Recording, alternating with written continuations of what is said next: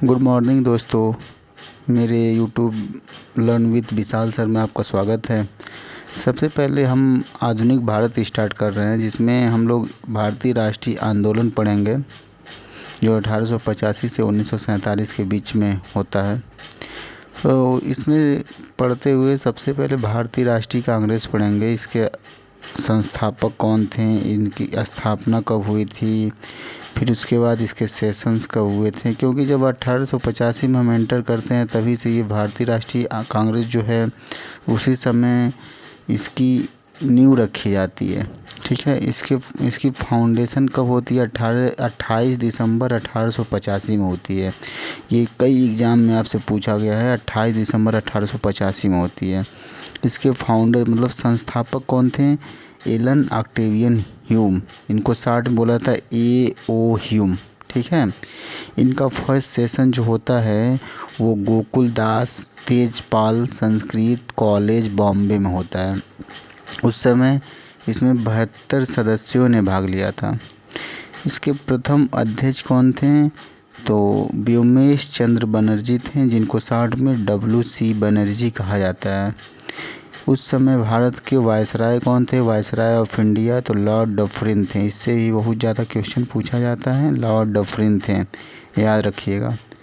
फिर उसके बाद आप फर्स्ट सेक्रेटरी सचिव जो स्थापना किए थे वही थे एलन ऑक्टेवियन ह्यूम, मतलब AO ह्यूम। अब कांग्रेस, मान लीजिए कांग्रेस का ये बैकग्राउंड हो गया। अब कांग्रेस शब्द लिया कहाँ से गया? USA से लिया गया था। एक बार ये क्वेश्चन पूछा गया था कि कांग्रेस शब्द कहाँ से लिया गया है, तो USA से लिया गया है। ठीक है दोस्तों, अब इसके कुछ सेशंस हम लोग पढ़ते हैं जो परीक्षा में लगातार कंटिन्यू आते रहते हैं। तो सबसे पहले आप अगर नोट्स बनाइएगा तो इसी तरह लिख दीजिएगा ईयर, प्लेस, प्रेसिडेंट मतलब अध्यक्ष कौन थे, डिस्क्रिप्शन क्या था, उसमें जो है कि क्या बताया गया था, उस समय क्या हुआ था। तो 1885 में जो है कि पहला अधिवेशन होता है, ये बॉम्बे में होता था। जो आप लोग को बताया था गोकुल दास तेजपाल संस्कृत कॉलेज, वो बॉम्बे में था, जिसमें 72 सदस्यों ने भाग लिया था। और इसके जो प्रेसिडेंट अध्यक्ष थे व्योमेश चंद्र बनर्जी, WC बनर्जी इनको शॉर्ट में बोला जाता है। उसमें 72 सदस्यों ने भाग लिया था। और 5 दिसंबर 1885 को हिंदू मैगजीन के द्वारा कांग्रेस की स्थापना की घोषणा की गई थी। ठीक है, फिर 1886 में आते हैं। 86 में अधिवेशन कोलकाता में होता है और इसके अध्यक्ष जो थे वो दादा भाई नौरोजी थे। ठीक है, यह कांग्रेस के प्रथम पारसी अध्यक्ष बने। इस अधिवेशन में लॉर्ड डफरिन के द्वारा कांग्रेस सदस्यों को उद्यान भोज दिया गया। लॉर्ड डफरिन कौन थे? लॉर्ड डफरिन उस समय के वायसराय ऑफ इंडिया थे, याद रखिएगा आप लोग। फिर 1887 में क्या होता है? मद्रास में इसका सेशन होता है और उस समय अध्यक्ष जो होते हैं कांग्रेस के प्रथम मुस्लिम अध्यक्ष आते हैं बदरुद्दीन तैयब जी। ठीक है, कांग्रेस के प्रथम मुस्लिम अध्यक्ष थे। फिर 1888 में होता है, इलाहाबाद में होता है। उस समय जॉर्ज यूल थे जो प्रथम अंग्रेज अध्यक्ष थे। इसी अधिवेशन में पहली बार लाला लाजपत राय ने भाग लिया था। लाला लाजपत राय ने भाग लिया था। तो 85, 86, 87, 88 ये चारों बहुत इम्पॉर्टेंट ईयर हैं। इनके जो है कि आपको एक ट्रिक मैं बता देता हूँ, उस ट्रिक से आपको हमेशा के लिए याद हो जाएगा। जैसे कि मान लीजिए बॉम्बे में हुआ था तो B यहाँ से उठा लीजिए, फिर उसके बाद कोलकाता में हुआ था तो K यहाँ से उठा लीजिए, मद्रास में हुआ था M उठा लीजिए, इलाहाबाद में हुआ था A उठा लीजिए। इसको BKMA, तो यहाँ देखिए लिखा गया है BKMA, मतलब इसको अगर पढ़ना है तो बकमा पढ़िए, बकमा बकमा। B से बॉम्बे, K से कोलकाता, M से मद्रास, A से इलाहाबाद। ठीक है, आप लोग को बहुत अच्छे से याद हो जाएगा। प्लेस जो है कि बकमा। ठीक है, अगर प्रेसिडेंट के बारे में पढ़ना चाहते हैं तो B से बनर्जी पढ़ लीजिए, N से नौरोजी पढ़ लीजिए, T से तैयब जी पढ़ लीजिए और U से यूल पढ़ लीजिए। ठीक है, U जब प्रोनाउंस करते हैं तो U आता है, यूल। तो BNTU मतलब इसका पूरा हो जाएगा बंटू, BNTU। बी से हो जाएगा बनर्जी, एन से नैरोजी, टी से तैयब जी, यू से यूल। ठीक है, बकमा बंटू, बकमा बंटू। आप 3-4 बार बोलेंगे, 5 बार बोलेंगे, वीडियो को पॉज करके बोलिए, आपको याद हो जाएगा। अब 4 ईयर्स बहुत इम्पॉर्टेंट है, जो हमेशा परीक्षा में पूछा जाता है। और ये आप लोग याद कर लीजिए, कांग्रेस के प्रथम पारसी अध्यक्ष पूछा जाता है दादा भाई नौरोजी। प्रथम मुस्लिम अध्यक्ष कौन थे? बदरुद्दीन तैयब जी। प्रथम अंग्रेज अध्यक्ष कौन थे? तो जॉर्ज यूल। ठीक है, ये चारों आपको याद होना चाहिए पूरा अच्छे से। ठीक है, ठीक है। तो अब आगे का डेट हम इम्पोर्टेंट बताते हैं, कौन कौन सा ईयर है। दोस्तों, 4 अधिवेशन के बाद अब हम 1896 का अधिवेशन पढ़ते हैं, जो कलकत्ता में हुआ था। इसके जो अध्यक्ष थे रहीमतुल्लाह सयानी थे, और इस समय पहली बार बंकिम चटर्जी के द्वारा वंदे मातरम गीत गाया गया। तो इसको याद करने का एक ट्रिक है, मान लीजिए एक बच्चा है, ठीक है, उसके एग्ज़ाम में 96% आया है, ठीक है, तो वो कॉल करता है किसके पास? अपने पिताजी के पास कॉल करता है।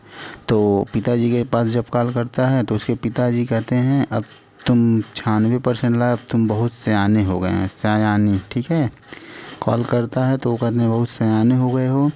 और उसके बाद बाद में जब फ़ोन रखने की बारी होती है तो दोनों लोग कहते हैं वंदे मातरम, वंदे मातरम। तो आप लोग को याद हो गया, 96% लाया तो कॉल किया, कॉल करने के बाद बोले उसके पिताजी सयाने हो गए हो, और फिर उसके बाद दोनों लोग वंदे मातरम, वंदे मातरम। ठीक है, उसके बाद हम 1905 का अधिवेशन पढ़ते हैं, ये बहुत इम्पोर्टेंट नहीं है। 1905 का अधिवेशन पढ़ते हैं, जो बनारसी में हुआ था, वाराणसी। उस समय इसके अध्यक्ष गोपाल कृष्ण गोखले थे। इस अधिवेशन में गोखले को विपक्ष का नेता घोषित किया गया। तो इसको याद करने के लिए, जैसे मान लो सुबह कोई बच्चा उठा, ठीक है, वो गोपाल की वाणी, मतलब गोपाल कृष्ण जो थे उनकी वाणी सुबह सुबह 5 बजे सुनता है। ठीक है, वाणी वाराणसी और गोपाल से गोपाल कृष्ण, ये याद रखिएगा। 5 बजे सुबह में उठता है तो क्या करता है? गोपाल कृष्ण की वाणी सुनता है, बस इतना याद रखिएगा।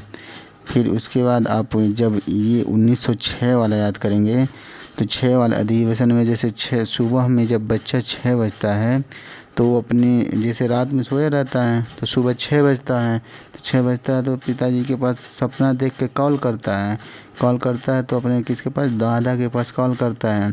तो सोया रहता है तो बोलता है, दादा मुझे स्वराज चाहिए, मुझे राज चाहिए, मतलब मुझे राज चाहिए, मुझे किसी का कोई परेशान मत करे, मुझे राज चाहिए। ठीक है, तो 6 बजे जब उठता है तो कॉल करता है अपने दादा के पास और कहता है मुझे राज चाहिए, स्वराज। ठीक है, और ये बहुत इम्पोर्टेंट अधिवेशन है 1907 वाला। 1907 में मतलब ये सूरत में होता है, रास बिहारी बोस रहते हैं और कांग्रेस का विभाजन हो जाता है। तो इसमें ट्रिक याद करने की ट्रिक है ये कि एक नेता रहता है तो वो बोलता है मुझे हर सूरत में आप लोग हर सूरत में साथ दो, मतलब हर सूरत में जब साथ दोगे तो वो बोस बन जाएगा। ठीक है, मतलब किसी भी अगर नेता के साथ अगर हर सूरत में आप साथ देंगे तो बोस बन जाएगा। तो फिर वो नरम और गरम दल देखेगा, नरम दल किधर है, गरम दल किधर है, ये सब देखेगा वो। तो आप याद रखिएगा, हर सूरत में साथ चाहिए, हर सूरत में साथ जैसे दोगे तो वो बोस बन जाएगा। और वो क्या करेगा? नरम और गरम दल में मतलब बन जाएगा। ठीक है, फिर उसके बाद 1911 का जो अधिवेशन होता है कलकत्ता में होता है। इसके जो अध्यक्ष होते हैं किशन नारायण धर होते हैं। इस समय राष्ट्रगान जनगण मन गाया गया। ठीक है, जब हम लोग सुबह 15 अगस्त को जगते हैं तो सुबह ही कॉल करके क्या करते हैं कि किशन रहते हैं, मान लो कोई दोस्त है किशन, ठीक है, सुबह कॉल किए और उनसे कहें कि सब लोग एक लोग खड़े हो जाएं और जनगण मन गाया जाए। ठीक है, कल मतलब 15 अगस्त के दिन आपको हमेशा जो है कि जनगण मन गाते हैं तो एक कहते हैं एक हो जाएं और हम लोग जनगण मन गाएंगे। ठीक है, उसके बाद एक अधिवेशन और बताते हैं इम्पॉर्टेंट, 1916 का अधिवेशन था। 1916 का अधिवेशन में लखनऊ में हुआ था। इसकी जो अध्यक्ष थे अंबिका चरण मजूमदार, ठीक है। उस समय नरम और गरम दल के बीच में समझौता होता है और कांग्रेस और मुस्लिम लीग के बीच में समझौता, लखनऊ पैक्ट कहते हैं। तो 1916 लखनऊ और अंबिका चरण, ये नरम गरम दल कब जो है कि वो हुआ था, कांग्रेस का विभाजन 1907 में। हर सूरत में साथ दो तो वो बोझ बन जाता है और नरम गरम दल का विभाजन कर देता है। फिर उसके बाद ये समझौता होता है 1916 में, ठीक है। 1916 तक जो है कि हम लोग आज एक पार्ट में करेंगे। और जो इम्पोर्टेंट है, जैसे 17 का इम्पोर्टेंट है, फिर 18 का इम्पोर्टेंट है, फिर उसके बाद जो इम्पोर्टेंट है मैं आपको बता दूंगा। अब इसके बाद जो है कि पार्ट 2 में मैं अपलोड कर दूंगा कल। ओके, और चैनल को सब्सक्राइब कर लीजिएगा। इसी तरह ट्रिक से मैं वीडियो डालता रहूँगा। अच्छा, बाय बाय।